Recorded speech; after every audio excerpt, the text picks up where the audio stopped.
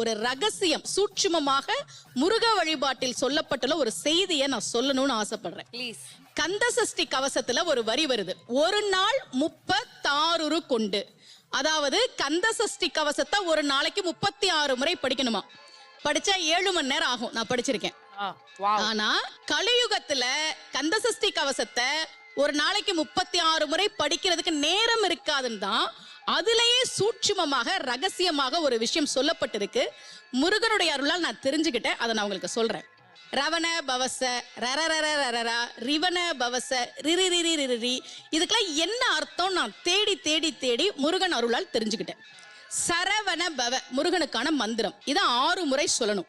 இப்ப சாவ தூக்கி பின்னாடி போட்டீங்கன்னா ரவண பவச, அத 6 முறை சொல்லணும். இப்ப ராவ தூக்கி பின்னாடி போட்டா வனப வசர, வாவ தூக்கி பின்னாடி போட்டா நபவ சரவ.